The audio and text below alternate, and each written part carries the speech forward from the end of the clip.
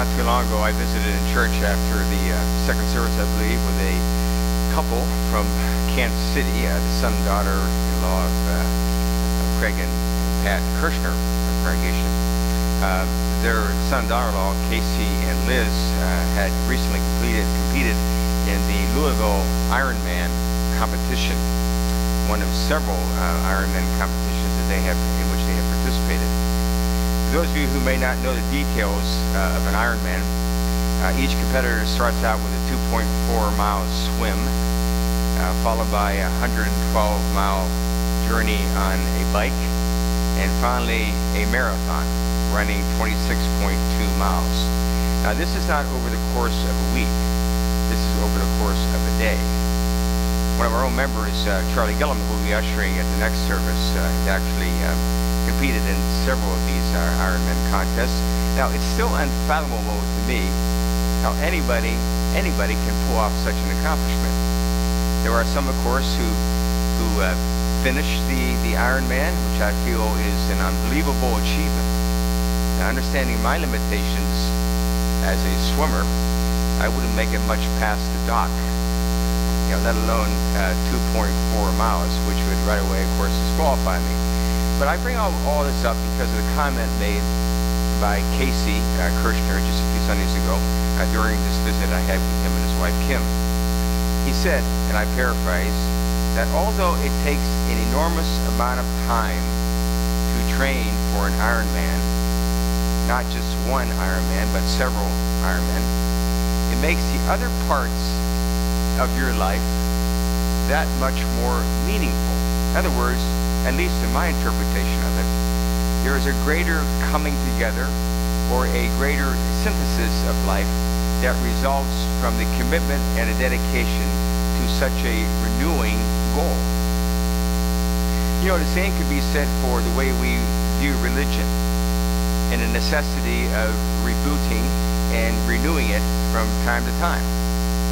Similar to Isaiah in our scriptures, who received the call to reform and to rejuvenate Israel with his highly ethical, spiritual, and moral qualities. With such a meaningful agenda, he added, more meaning and focus to his own life, giving it more purpose and direction. But he had to respond to the call first. He had to reboot his own religion in order to be effective. And he did this, as we heard read by Kim this morning in the 6th chapter of Isaiah. Then I heard the voice of the Lord saying, "Whom shall I send? And who will go for us?" Then I said, "Here I am. Send me." Then the Lord said to Isaiah, "The people keep listening, but they do not perceive.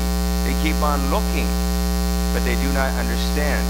They keep on, their eyes are dim and their ears are dull. Otherwise, they might see with their eyes. They might hear with their ears. They might understand with their hearts and return and be healed." In that time of history, in the middle of all the threats from and the alliances being formed by countries around Israel, there was always an uncertainty in the air as there is today, and fragile friendships in this diplomatic world. And so the people needed a reminder, a rebooting, you might say, of their responsibility to the kingdom of God, and the call of renewal in their own lives as Isaiah renewed his own life with more substance and more urgency. Young prophet Jeremiah discovered himself in similar circumstances about 100 years later with similar conflicts, but with different players on the stage. He took the call, though, to reboot his own life, in order to reboot his nation's life, which had wandered away from its moral and ethical foundations. When Jeremiah had resisted his calling because he thought he was too young, the Lord said to him, "Do not say that I am only a youth. Wherever I send you, you shall go, and whatever I command you, you shall speak." The excitement and the joy of life can often come down to receiving rather than resisting the call to reboot. There are all kinds of things that we can consider in this area. You know, if you are feeling the call to go out and train for a marathon or an Ironman, and you think it's going to help you focus on your life and on your goals, and consequently on many other things in life, then receive that call. Receive it. Don't resist it. If you feel a strong desire and urge to go on a crash diet, I don't recommend going on crash diets, or a more realistic call to change your eating habits, and to step up on your exercise routine and discipline, and it's going to help you focus on other realms of life and improve your attitude and process, then receive that call. Don't resist it. If you feel a strong call to change jobs or run with an entrepreneurial idea that may also bring other parts of your life into a clearer and more crystallized mission and purpose, then receive that call. Don't resist it. Or spiritually and intellectually, if you feel all of a sudden a call to read as many American classics and literature as possible, and you will be surprised how that discipline will help uncover for you the depth of humanity's hopes and dreams and the depth of humanity's despair and disappointments, and even perhaps deeply enrich the relationships in which you are already in, all those great books with moral implications. Receive that call. Don't resist it. If you feel the urge and the need, do it. Perhaps at the times you said you wish you knew more about the Bible. Becoming more familiar with the Bible can help you find its moral and spiritual truths, and that could, for you, constitute a religious reboot, which would carry over to other parts of your life and turn your page over to a clean, fresh, new start. Don't resist that call. Receive it. Your rising to special callings, whatever they may be, will contribute more to the meaning and the purpose of your life if you receive the call and not resist it. Rising to special callings to do great and meaningful things for yourself will also reverberate through your own relationships. Rising to your special personal callings will add vitality to the love and friendships that you already share with others. Your reboot will receive yourself, will revive yourself, and it would also revive others. Just like the computer reboot, right? Revives your computer. I had to reboot the coffee pot today because it wasn't working. So all of a sudden I got revived. See? You remember a Swedish man by the name of Raoul Wallenberg, who, responding to a call to save Hungarian Jews from the Holocaust in 1944, he dropped everything that he was doing. And he left for Budapest, and he set up safe houses for Jews, saving thousands of them from death. Thousands, but not without great cost to his own life. Disappearing in the Russian prison system forever, to never be found. A reboot here meant acting on your instincts to save others rather than to save yourself, rather than to just talk about it. Reboots, you see, they inspire others as much as they renew yourself. I mentioned in the last monthly newsletter at our church a stewardship story about my older brother, who along with his wife rebooted their financial commitment to the Lord. In this season of stewardship, I believe it's an appropriate time as any to share again the nature of this reboot.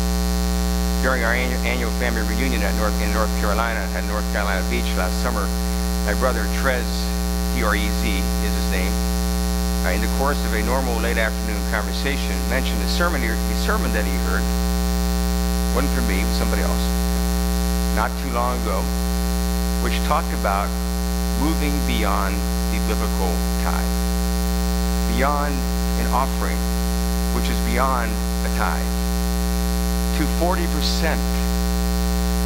to be given away by him and his wife every year, starting with the church, and then moving beyond that to give to those who are in particular need. Trez told me that he and his wife Sandy do it in an unconventional way. For instance, when a cable person came out to their house not too long ago and he was doing some adjustments on their cable service and so on, the cable person told my brother about all his financial difficulties.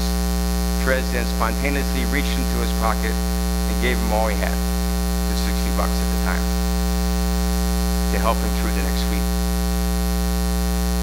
And then not too long after that, he and his wife gave $800 to a single parent unable to pay her rent. This all on a ministerial, military, YMCA pension, along with Social Security as their income. You know, it reminded me of what the Apostle Paul said about the Macedonian churches in 2 Corinthians. Their overflowing joy welled up in rich generosity. For I testify that they gave as much as they were able and even beyond their ability. In their poverty, they still gave. Sharing significantly with those who have greater needs than you is a significant reboot of your religion. In my brother and sister-in-law's case, for every $100 that comes in, for a simple 40 goes out. This, in a way, you see, is countercultural behavior. But Christianity is countercultural in its value system, isn't it? Big time reboot, you see, of one's religion. Religion reboots don't only revive your spiritual lives, they revive others by the force of your example. They don't stop at the doorstep of the person being rebooted. They ripple through the community of faith. That's the power of your rebooting. People see you doing it. They admire what they see. And more than that, they are inspired by what they see. You know, the Jewish Queen Esther in the Bible, married to a Persian king, went way beyond her royal duties to save her own people from what could have been an Old Testament Holocaust. It was said to her, "Who knows if you haven't come to the kingdom for such a time as this?"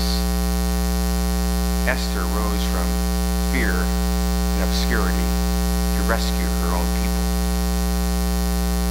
And who knows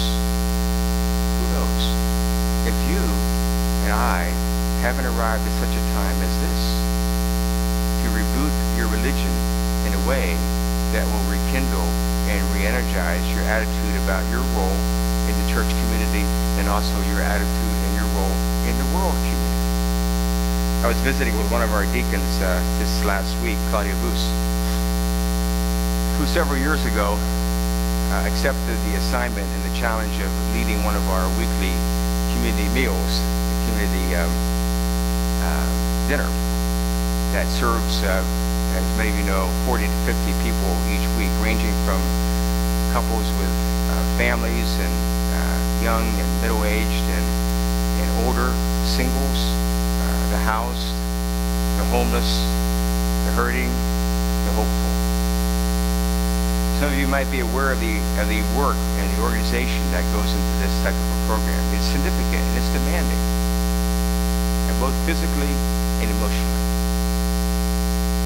Not that this church member, Claudia, needed rebooting, but listen to her comments about her experience. It's something that I didn't even know existed within me. It was a feeling I didn't know I had. I've become closer to God. I now see people differently. You know, most people decide not to make the effort to reboot. It's too much work. It's too much change. Too many complications. But as Christians, we see reboot and reform as essential ingredients to making a difference in the world. Without them, nothing moves forward. Everything remains the same. So the question for all of us this morning is, where do you and I need to reboot? Is it with your marriage? Is it with your family? Is it with your friends? Is it with your job? Is it with your goals? Or your attitude? Your purpose in life? And finally, your faith. Paul's words are particularly instructive and inspirational. Do not be conformed to the pattern